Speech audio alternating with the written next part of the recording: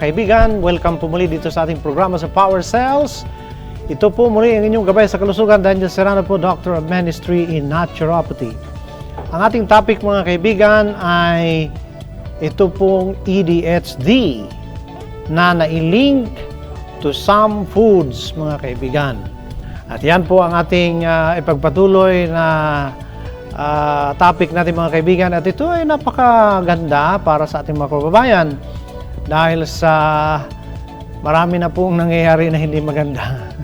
Itong attention deficit hyperactivity disorder, this can lead to violence, aggression, and even murder or suicide mga kaibigan.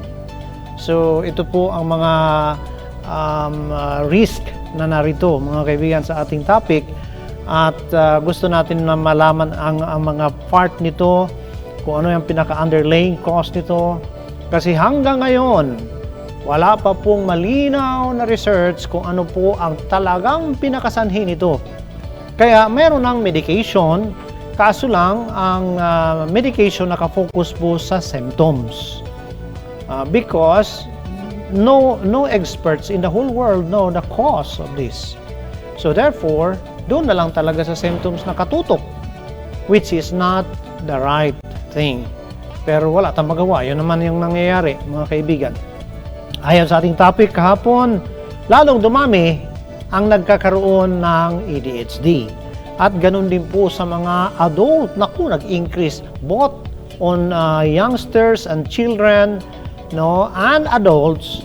Lahat yan, nag-increase ang mga mayroong ADHD. Kaya medyo serious yan mga kaibigan. Now, dito tayo sa mga pagkain na nailink mga kaibigan sa ADHD. Now, ano po yung una dito? Bantay tayo ha mga kaibigan. Tutuldukan natin itong mga pagkain na ito. Kasi ito yung ito yung pinaka nagdudulot, no? Kaya ito yung mga research mga kaibigan. Avoid candy. Naku, paano na lang yan? On a diet for ADHD. Yan ang unang nabanggit mga kaibigan. Candy is loaded with sugar and artificial colors. A bad combination for children with ADHD. Yan mga kaibigan. Now, ang problem dito, ito yung prinsipyo na hindi nakakatulong ba? Okay lang yan sa anak ko kasi wala mang ADHD yan. Yan ang hindi maganda po. The fact na itong pagkain ito na i-link sa ADHD, yan po ay malaki ang risk na magkakaroon ang ating anak ng ADHD. Basta, kasi matamis yan, paborito yan. At mayroon niyang tinatawag na addiction. Kaya talagang mapapaibig at mapapaibig. Kaya ang dami nagkakadiabetes sa mundo mga kaibigan. Both of these common ingredients have been shown to promote ADHD symptoms, namely hyperactivity. So, malinaw yan mga kaibigan, no? Na talagang nakaka-cause siya ng hyperactivity. Mayroon po tayong video mga kaibigan dito, portion lang dito sa video ang ating gustong ipakita, no, mga kaibigan. At ito po ay ating bigyan daan mamaya-maya, no? Dahil sa ito ay nailink sa tinatawag na hyperactivity in studies. Nako, mga kaibigan. So, sa halip na behave yung mga bata habang nag-aaral, hindi mag-behave. Ang dahilan pala, isa dito sa dahilan, candy o mga pagkain na loaded with sugar, mga kaibigan. With a high content of sugar and artificial coloring, pati mga artificial coloring, candy is a huge contributor to ADHD. Hindi lang nakakontribute, huge pa mga kaibigan. Terribly. Ito po ay malinaw po, no, na research mga kaibigan na binigay ng ating mga eksperto. Isa dito sa mga researcher ay si Howard paper a naturopath and the author of the ADD and ADHD diet. So yan mga kaibigan, ang pinahayag ng ating researchers mga kaibigan. Okay na ba yung ano natin? Okay, ating pong bigyan daan muna mga kaibigan ang sugar na nailink dito sa ADHD.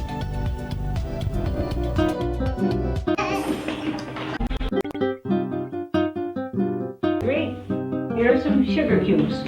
Count the number you eat. Okay, you can have all the sugar cubes you want.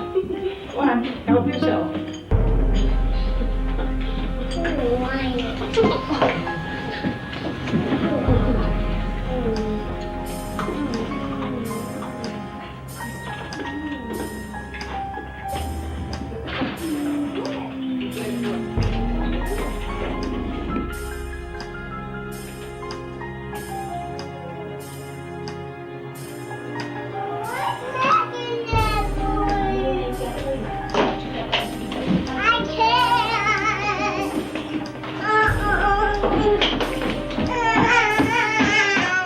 Many parents would interpret this as a temper tantrum.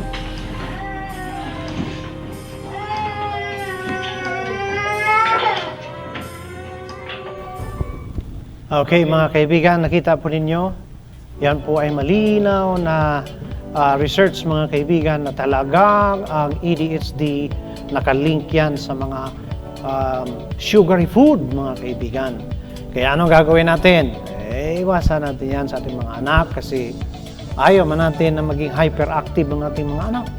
Marami pa po mga hidden sugar sa mga pagkain na ating binibili.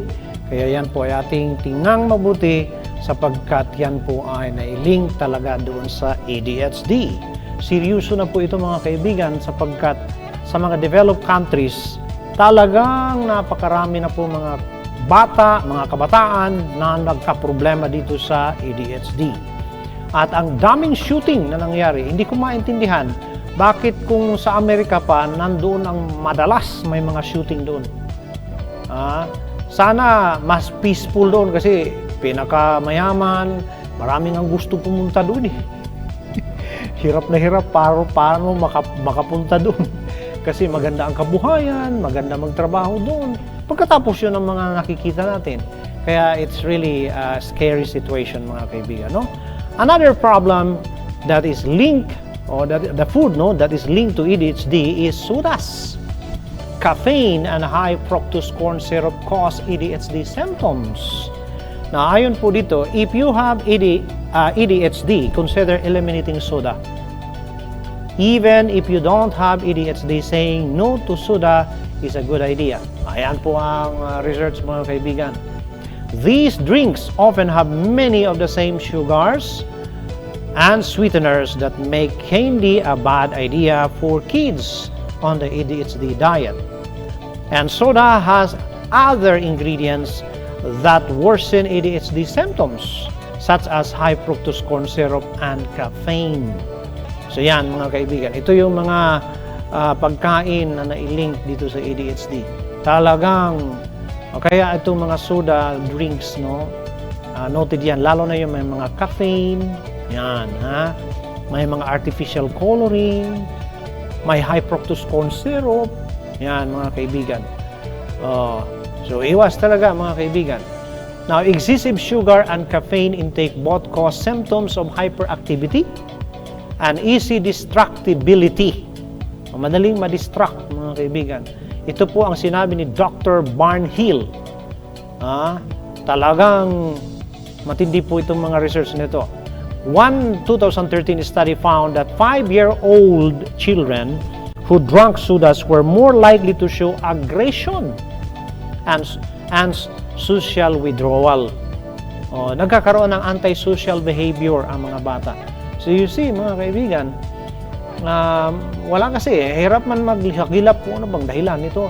Dito sila tumutok sa pagkain. Talagang may nailink dito. So yan po ang mga research. Tingnan po ninyo, pasensya na sa mga soda drink, mayroong 54 gram of sugar, mayroong 56 gram of sugar. Nandyan man yan, naka-indicate po. 34 gram of sugar. According to many research, 18 to 22 grams ang maximized na daily recommended allowance for sugar intake. Pero depende rin po yan sa quality of sugar kasi mayroong white sugar, mayroong synthetic sugar, tulad ng aspartame, synthetically made sugar yan. It is coal tar derivative. And that is really bad, mga kaibigan. So, ito yung mga problem. There are many sweet, na they are empty calories, meaning they have no vitamins and minerals because they are synthetically prepared. Yun po ang naililink dito sa ADHD, mga kaibigan, no? It is also linked with aggression and antisocial behavior, mga kaibigan. So, that is important for us to consider, mga kaibigan. Mayroon pa pong dagdag dito, mga kaibigan. Etong dito, scientists identify brain circuit linked to food impulsivity, mga kaibigan. So, you see, ang mga scientists nagtuloy-tuloy sa pag-aaral, mayroon talaga silang na-identify sa brain na circuit na nakalink to food impulsivity, mga kaibigan. So, ano po yan? Parehas pa rin ang na-research. Excessive sugar and caffeine intake both cause symptoms of hyperactivity and easy distractibility, mga kaibigan. So, yan, mga kaibigan, no? Now, ito, ang food impulsivity may be linked to excessive food intake, binge eating, weight gain. Ano yon? Masarap kumain, laging masarap ang pagkain.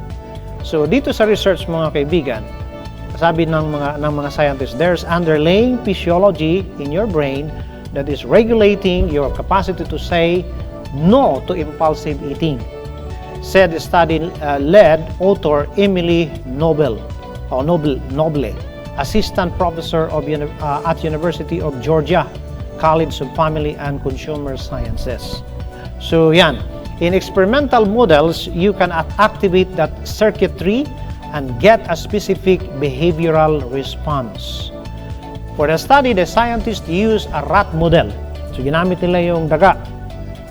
The researchers focus on a subset of brain cells in the mice that produce a type of transmitter in the hypothalamus called melanin concentrating hormone, or MCH, melanin concentrating hormone.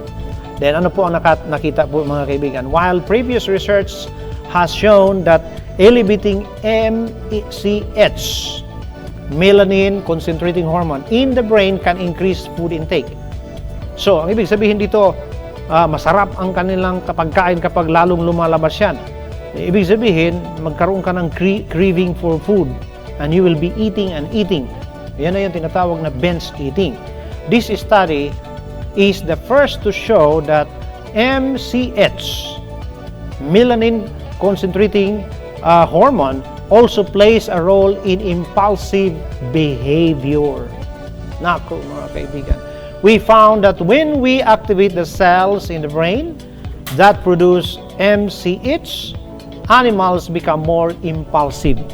So doon sa testing na to, dito sa research, mga kaibigan, nakita nila na ang specimen na rat na ginamit nila talagang naging impulsive. Impulsive, mga kaibigan. So, it is linked with human, mga kaibigan, no? Kaya napakalaking point yan para mabawasan yung mga maiinitin ng ulo, magagalitin, madaling mapikon. Naku, ang daming patayan na nangyari sa mundo ng dahil lang diyan. No? Maraming naghihiwalay ng hindi pa dapat, pero naghiwalay kasi hindi naman mapigil yung galit, yung sama ng loob. Di ba, mga kaibigan? So, hindi nakakatulong yan para magkaroon ng more love. Pagdating ng Valentine's Day, ang daming love. Pero kung isa lang na sa pagsubok, yung pag-ibig, away-away na. Lalo na kung may magpasaring-saring pang ibang maganda dyan siya. Lalo na. Okay, mga kaibigan, the effects of junk food on bad behavior in children. Tingnan natin to. Ito ay research pa mula noong 2014. Now, a diet high in sugar can have a negative impact on behavior and it can also lead to unhealthy weight gain. So yan mga kaibigan, this can lead to what? Negative impact on behavior. Yun mga kaibigan, high sugar intake. Kaya hindi lang yan nakakakos ng diabetes, mga kaibigan. Parents and caregivers know how challenging children can be when they aren't in the mood to behave themselves. Mahirap talaga. Being tired, bored, or angry can lead to poor behavior. But what your child eats can also contribute to her inability to behave appropriately. Ayun na. Kaya wag nang pakainin ng mga matatamis. Mga prutas na lang. Substitute yan ng matamis, ha? Yan ang maganda. At juices tulad ng carrots, apple, yun ang mga magaganda dyan. Sa halip na soft drinks, yun na. Buko, yan. Mga healthy foods, mga kaibigan. Okay yan. Para maiwasan itong ADHD. Naku, mga kaibigan, hindi biro yan. Now, junk foods are widely regarded as a culprit. Naku. And limiting them in your child's diet is one potential way to cut down on certain types of behavior. Naku, kaya nga, tama talaga ang ating DepEd. Bawal ang junk food sa lahat ng school. Sana naman, hindi magbago yan. Para naman, more on education ang kailangan. Lalo na sa mga parents, hindi lang sa mga bata. Kasi ang mga bata, hindi gaanong makakaunawa yan. Halimbawa, sa school, bawal yan. Pagdating sa bahay, hindi naman bawal. Paano yan? Kaya, wala lang. Parang, wala lang talaga, mga kaibigan. Ano bang magagawa ng school kung sa bahay pwede? Di ba, mga kaibigan? So, dapat ang education must go to the parents. Ayan po mga kaibigan. Kailangan may time para ma-share yan, para makita nila, masama talaga. Ang dami na nagkakaproblema ng mga teachers kasi paano ipapasa yung mga anak na yung mga estudyante niya na malikot man, sobrang hindi nakikinig, o violente pa, marami pang away, di ba? Naku, mga kaibigan. So, yan ang nangyayari. Now, the American Journal of Psychiatry has published a new study connecting nutrient deficiencies to aggressive behavior in children. Naku, mga kaibigan. Halimbawa, kumakain siya ng mga masasarap na pagkain pero walang halos nutrition. Yun na yung mga junk foods. Nailink talaga yan, mga kaibigan, sa aggressive behavior. Kaya, impulsive ang mga bata, aggressive, prone to violent act, and antisocial behavior. Yun po, mga kaibigan. Now, children who suffer deficiencies of zinc, iron, B vitamins, and protein demonstrated a surprising 41% increase in aggression at age 8. Just imagine that. So, akala mo, para itong mga bata ngayon, para mga pangsabong ba na manok. Matapang. Atapang atao. Apitik, ano sabi? Apitik, atiti, hindi atakbo. Apitik atay nga pala. I'm sorry mga kaibigan. Yan ay ano. So, napakatapang ang mga bata ngayon, mga kaibigan. Madaling magkaroon ng gulo, away, mga kaibigan. Why? It is linked with the deficiency of nutrition from the food they eat. So yan, we have to address nutrition. Kasi kaya paluin mo ng paluin yung mga anak natin, no? Dahil sa pasaway nga malikot, palaaway. Paluin mo, hindi pa rin magbago yan. Lalo lang yan magre-rebelde. Bakit? We do not address the underlying cause. Pagkain ang number one dito, mga kaibigan. And by age 17, by age 17, they demonstrated as 51% increase in violent and antisocial behavior. Lalong lumalala. What can you expect in the society of the world? There will always be violence, murder, crime, and even suicide. Ganyan po, mga kaibigan. Kasi ang daming mga nambubuli, di ba? One sign yan na mayroong mga mental disorder, sige, bully. Yung iba naman, hindi kayang labanan yung mga pangbubuli, kaya yung iba nagbibigti. Mga kaibigan, yan po ang mga sign niya na nagkukulang ng nutrients sa brain. The study noted that 80% of the US population now has deficiencies in one or more of these nutrients. Just imagine. This is a shocking research. 80% of the US population now has deficiencies in one or more of these nutrients. Wala, isipin po yung 80%. Kaya kailangan i-address po ang nutritional food. I-highlight yan. Due to, anong dahilan? Due in major part to increasing consumption of junk foods and beverages. If you don't mind, mga kaibigan, just look to the Google. I-type lang po ninyo yung mga fast food and violence. Karamihan ng mga violence nangyayari doon sa mga fast food centers. Nagtataka ang mga Amerika, bakit mas maraming may gulo doon? Violence talaga, mga kaibigan. Sobrang dami. Tingnan po ninyo yan. Naka-YouTube po yan. So, alarming condition yan. Ibig sabihin, mabuti ko yung mga bata yun doon nagwawala. Hindi, mga 20s. Naku, mga kaibigan. Nakakatakot. No? Kasi hindi nila makontrol ang kanilang emotion, ang kanilang anger, mga kaibigan. So we have become a fast food culture and we are collectively suffering the effects. This is very important research. Sa Japan naman, akala natin sa Japan, mga peaceful doon. Tingnan natin. A Japan university surveyed 270 adolescent delinquents and found that compared to their peers, they were 25% more likely to consume junk food and 3 times more likely to skip breakfast. Naku, mga kaibigan. So karamihan po dito na may mga problema, mga delinquent ba, ng mga kabataan, 25% they are eating junk foods and they will escape breakfast. Yung hindi pagkain ba ng almusal, hindi maganda po yun. So walang estudyante na pahintulutan na papasok sa school, lalo na kung mag face-to-face na tayo sa klase, walang pahintulutan, mga kaibigan, na papasok sa school na walang almusal. Hindi po maganda yan. The National Institute of Health discovered that an additive found in many fast foods may trigger violence and depression. So you see here, yan po ang National Institute of Health. They discovered na mayroong mga food additives sa junk foods that will trigger violence and depression. So more depression will happen in the society of the youth today. And more violence. That is very scary, mga kaibigan. Another research, a study from the University of Vermont found that teens who drank more soda were more likely to be violent than their peers who consume little to no soda. Now, these are the research, mga kaibigan.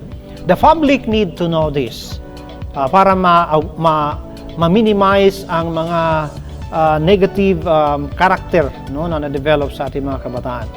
Now, a UK prison study found that when inmates' diets were supplemented with omega-3, fatty acids, and multivitamins, binigyan lang siya ng mga multivitamins, omega-3, the number of violent offenses they committed while in prison dropped by 37%. Just imagine that, mga kaibigan. Binigyan lang po ng mga nutritional yan, supplement, multivitamins, and then omega-3. Nag-drop yung violence incidents sa kulungan, mga kaibigan, by 37%. It's a big change, mga kaibigan. So, these are the factor that leads to ADHD, mga kaibigan. And the way to address this is diet. At sana, mga kaibigan, ang ating mga kababayan sa buong Pilipinas na nakakarinig sa ating program ay mabigyan po natin ng linaw ang ating kaisipan. At ito na po yung susi para magkaroon ng solusyon sa mga suliranin ng ating mga anak. Of course, kailangan natin ipag-pray sila kasi hindi biro po yung makadevelop ng hindi magandang behavior, mga kaibigan.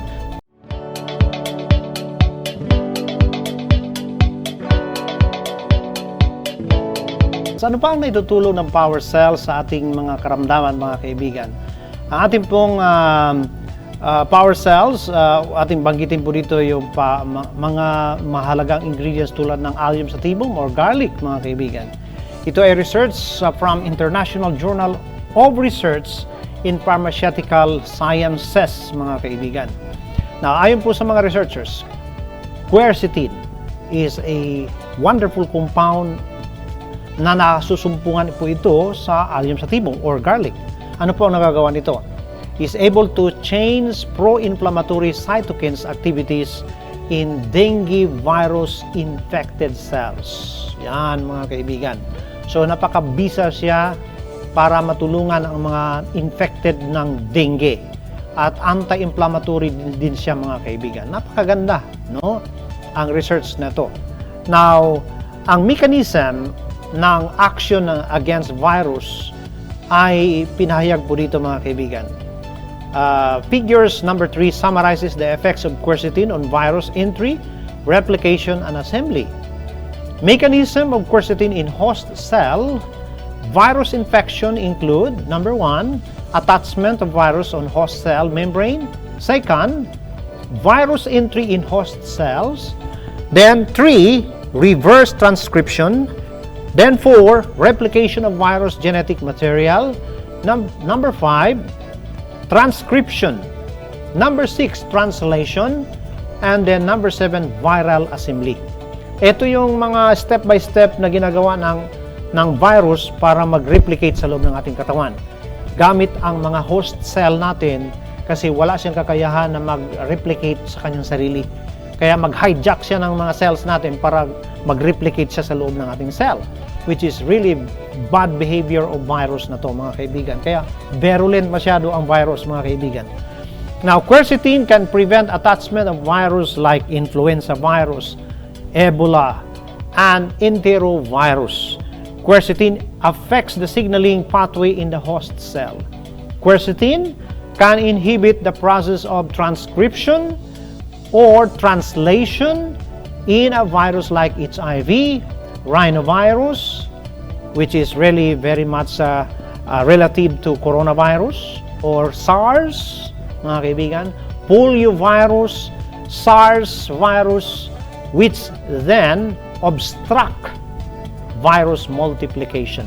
So ito po yung nagagawa, mga kaibigan, ng allium sativum when it comes to the prevention of viral infection.